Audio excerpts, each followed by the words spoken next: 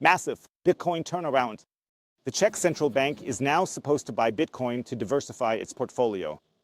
This is highly explosive because it could change everything. Let's take a look at what's behind this. Whether the next big central bank is now betting on Bitcoin. Also, the Bitcoin price is currently falling and correcting. And we're seeing the fake Morshaufen Bitcoin dump, so you don't need to panic right now. These are normal market volatilities.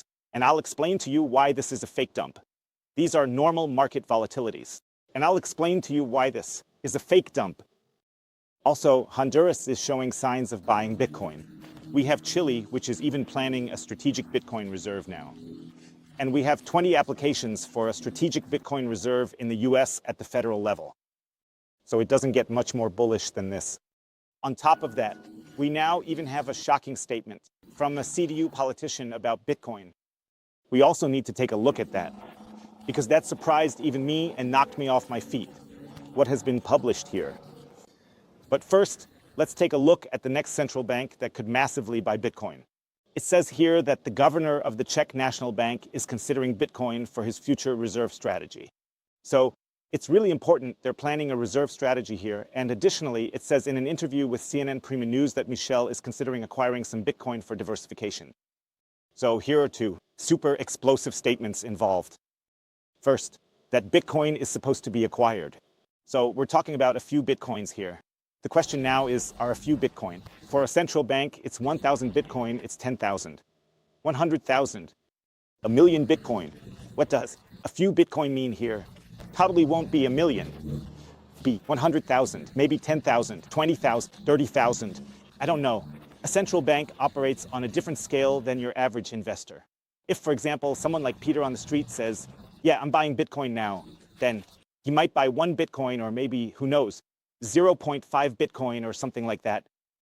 But when a central bank or a big politician says that we, as a central bank, as a large country, want to buy a few Bitcoin, then that can also mean that they're buying 10,000 Bitcoin, 15,000 Bitcoin, or even a lot more. Buying Bitcoin, 15,000 Bitcoin, or even a lot more. Donald Trump once said, yeah, we make a little crypto Bitcoin check to pay off the debt.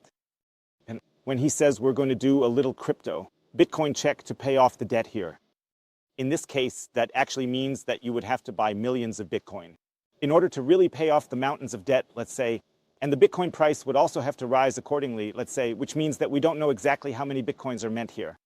You can speculate here. Feel free to keep speculating. Can you drop your thoughts in the comments below? Write in the comments. But what's even more interesting here is what's being said. Bitcoin for diversifying the portfolio. That means the Czech Central Bank also holds gold. And now they're saying, in addition to gold, we also need Bitcoin because it has properties that further secure and diversify our portfolio. And that's also what we're going to see more of in the coming years. That big players, central banks, and so on are simply 1, 2, 3%. They'll be mixing allocations into their portfolio, and that won't just stop there. That will eventually be the case with banks too. Then also with the central banks and all the countries that basically strategic Bitcoin reserves will be created, with a 2, 3, 4% Bitcoin allocation or something along those lines. There are even pictures here with who is this? The leading presidential candidate, so the one who could potentially become the new president in Honduras. He was actually seen wearing a Bitcoin cap. I mean, just take a look at this. He probably wasn't talking about Bitcoin, but he's talking about other things and he's wearing a Bitcoin cap. And now the question is, where did he get the Bitcoin cap? He wouldn't just do it randomly like that. So it could be that he's just doing it randomly, that it's just a coincidence. But if someone is being so proactive as to wear a Bitcoin cap, I mean, there's definitely a message behind that.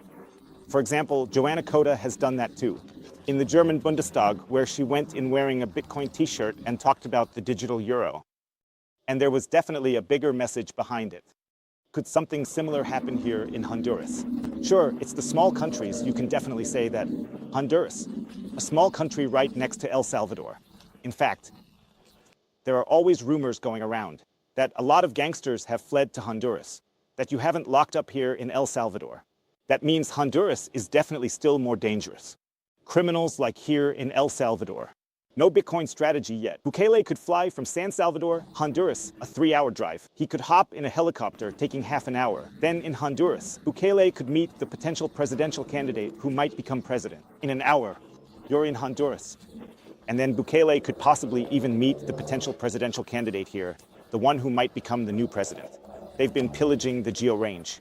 That's a wild conspiracy theory. I have no idea if that was the case. Could also just be a coincidence. But we're not just talking about the Czech Republic, not just Honduras, but also in Chile, they're actively thinking about it now. And here too, they've done research and checked if they're implementing a Bitcoin reserve strategy here. There are even drafts for a Bitcoin reserve strategy now, just like there are 20 new drafts in the U.S. to implement a Bitcoin reserve strategy at the federal level. Here, or rather, at the state level, so for the smaller subdivisions, at the state level. Here it says that up to 20 bills for a strategic Bitcoin reserve are being introduced at the state level. Several bills in the same state, and the lawmakers are competing aggressively for them, to be the first in history. So the space race has now begun here. Whoever accumulates the most Bitcoin here or who accumulates the first Bitcoin. And additionally, we need to be very clear about this. That it's not here, I don't know if I said it wrong before, not 20 states, but 20 proposals, which means it could be Texas, for example, that has 2 or 3 proposals. Or Pennsylvania could have 2 or 3 proposals. I don't think there are more than 10 states that are currently trying to be proactive. I think there are a bit fewer proposals than people realize. For example, from Texas and Pennsylvania, there are a couple more in the mix. I don't know how much all of this has. You've heard numbers like 8. There are also different people involved. For example, Dennis Porter, who has thrown out various numbers. You always have to look at everything he says a bit critically, right? According to Dennis Porter, according to the source Dennis Porter, there are 20 proposals here. But that doesn't mean there are 20 states here. It could also be that there are only 8 or 5 or 6 states, right? They just have some proposals that are basically doubled and tripled to apply pressure here. To have different aggressive strategies here. And depending on how the politics decide here, you can then sign off on the corresponding level of aggressiveness and push through a Bitcoin reserve. I heard an interesting assessment from a Bitcoin messenger here. There's someone here saying Czech Republic, the governor of the national bank, Aleš Mikl, suggests that Bitcoin purchases are being reviewed. Then we have Chile, where they're also looking into integrating Bitcoin as a strategic reserve. And now here, what does that mean? If a country takes the first step, it could trigger a global chain reaction. Why isn't the Bitcoin price rising sharply yet? At first glance, it might be surprising that such groundbreaking developments don't immediately boost the price. But looking back shows that it was similar with Bitcoin ETFs. The plans from BlackRock were known. The big price surge only came when the ETF was actually implemented. I believe that a large part of the crowd underestimates the significance of this development, or she simply doesn't notice them. And that's also what Adam Beck just recently posted here, that there is an information asymmetry here, that's simply all the information that we have available here, that they aren't factored into the price. I mean, it's always speculation. No one can really know that. Whatever. In any case, we now have 2 voices here that definitely confirm this, that the Bitcoin price is suppressed. That means it's way too low. We're currently seeing sell-offs again. I mean, like on a daily basis, 3 to 4% down, that's actually negligible. But still, I'd say we have the bullish news. But the bullish news might not be reflected yet in the price. So with these pullbacks, just always keep that in mind. That's right. Steps. Options are to redistribute money from weak hands to strong hands. And the people who use this as an opportunity, they will probably benefit a lot in the long run. Bitcoin is crashing again. They say it's a bad store of value, but no, zoom out a bit. And then they pull back again. They pull out the one-day frame and say, wow, Bitcoin is such a bad store of value, but no, zoom out a bit. On a 10-year basis, on a 5-year basis, 1-year basis. So what's the Bitcoin price looking like? So in the end, everyone can make their own judgment about it. You can basically use the information, you can kind of front-run the story here. There are also speculations that Michael Saylor is front-running the Bitcoin reserve strategy here in the US, and that's why he's being so aggressive. By Bitcoin, make your own judgment here. I'm showing you different perspectives here, but you have to decide for yourselves and draw your own conclusions. There's still a chance right now to front-run the nation states. So we have this window now, just like with the ETFs, where we can still buy Bitcoin before the ETFs. That means we had the chance to front-run Wall Street before 2024. Now we have the opportunity, maybe until the end of January this year, to front-run the nation states. If it comes to that, I have no idea if that's how it's going to go. But we still have this window of time where it's definitely possible. Here, the really big players, the nation states, are being front-run. And now you can think about it, whether to take advantage of this window or not. I'll also include a link below. 21 Bitcoin, where you can easily and safely buy Bitcoin. Super easy. Here, with the code Bitcoin Hotel, you can still get up to 20% off the fees when buying Bitcoin. It's an absolute recommendation from me. And then I found a statement here from a CDU politician that really blew me away. Dear DR, Stefan Berger, the FDP needs Bitcoin. Bitcoin does not need the FDP. And that's pretty much how it always is. We don't need Bitcoin. Bitcoin needs us. Christian Lindner doesn't need Bitcoin. Bitcoin needs Christian Lindner. Bitcoin doesn't need Donald Trump. Bitcoin doesn't need Michael Saylor. And it definitely doesn't need this YouTube channel. What we really need is Bitcoin. Bitcoin is the tool that can really bring us more freedom and more self-sovereignty. And that's why I was shocked by that statement. But you also have to say that you can always throw out all kinds of statements. The question is, yeah, what do you do and how do you act here? And here, Bitcoin really pushed back in the Bundestag. Yeah, that's exactly how it is. But is there already a new position within the CDU and CSU regarding liberal positions on Bitcoin? On June 25th, 2024, the CDU didn't want to ban Bitcoin. A proposal emerged as a ban-like legislative suggestion. They didn't want to ban Bitcoin, but that wasn't just the post-it note from June of last year. I think it actually goes back to January or so. There was actually a proposal where they threw out something that was kind of like a ban-like legislative suggestion, where they actually wanted to put some regulation in place and where they really wanted to hold back Bitcoin. And stories like that.